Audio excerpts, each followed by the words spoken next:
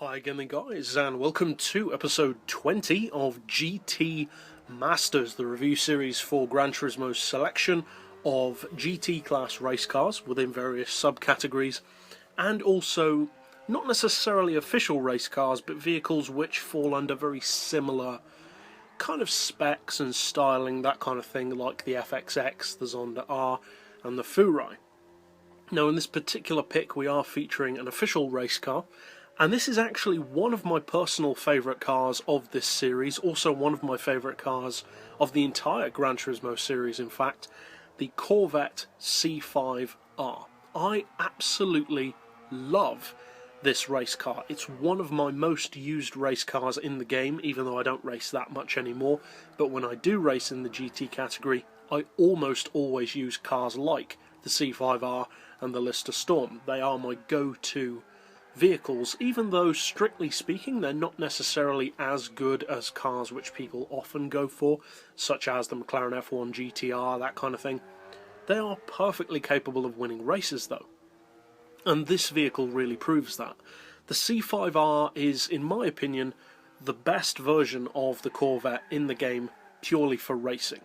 The C6R in both Z06 and ZR1 Spec, both of which are of course not real race cars because they're the Polyphony Digital original versions rather than the official C6R or ZR1 based race cars of real life, are okay vehicles, I would say, but I personally by far prefer the C5R.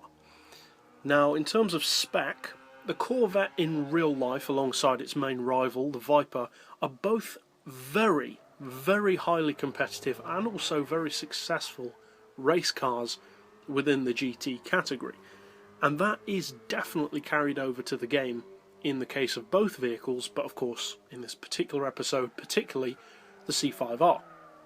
Now in terms of sheer spec, the Corvette has one of the key things for me to personally really find a race car useful, and that is something which a lot of people don't give much thought to, but something which I value very much, and that is having a lazy engine. If you have an engine, such as a British, usually, or Japanese engine, or something like that, that's working extremely hard all the time, such as a high-revving V10, or a massively turbocharged small-capacity engine, that engine is constantly working under extreme pressure. And that's regardless of reliability and build quality. Even if you have an engine which never breaks down, that engine is always going to be working really hard. And the obvious problem with that is reliability. But obviously that's irrelevant on the game, so why do I bring it up? Well, for the very simple reason that an engine that's working really hard to get that kind of power and performance is usually also a pretty rev-happy engine. And having a rev-happy race car isn't necessarily a good thing, because that means that the car will be very easily inclined towards rampant wheel spin, eating its tyres very quickly in endurance races, and also just being more taxing on the driver because you're constantly having to worry, subconsciously even, about how much throttle you're using exiting corners.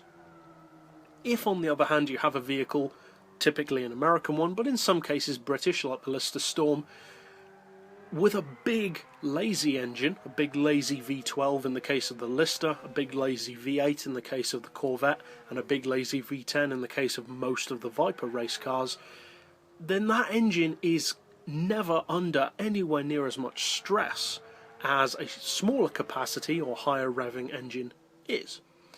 And as such, they can rely much more on that lazy torque to just shove them out of corners with very minimal throttle.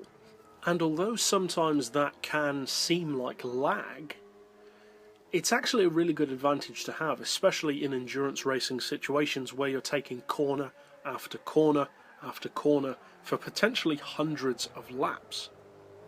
This car is the perfect example of that. It's got huge power, huge torque, and it's so easy to use that power.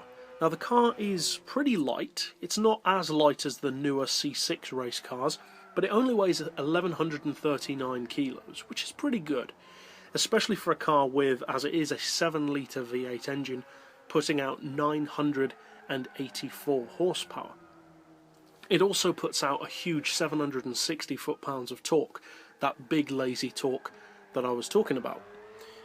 As far as PP, it sits a lot lower than the newer model C6, which as far as I'm concerned is a big advantage. 666 PP. And that's perfect, I would say, for this car. It works beautifully at anything up to that PP level, but even more so at, say, 650, 625, or 600 at a push.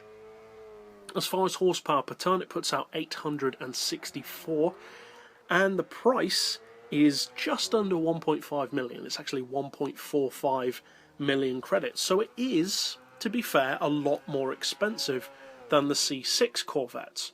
But having a big price, as Gran Turismo 6 often shows, is not necessarily a guarantee of a car's ability. Yes, the C6 race cars are a lot cheaper, 200 to 300 grand, but this car, I would say, is much better. Consider the top speed. Now, as I've mentioned on the channel before, there are relatively few tracks where you really will need that top speed, but there are some. The Nürburgring Ring requires a surprising amount of top speed.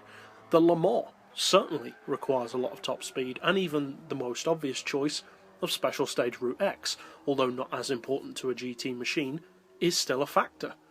This Corvette can do around 260 with low aero and longer gearing. The C6 Corvettes, both the Z06 and ZR1 based versions, are no way near that fast. In fact, they struggle to get past 240 despite having more power.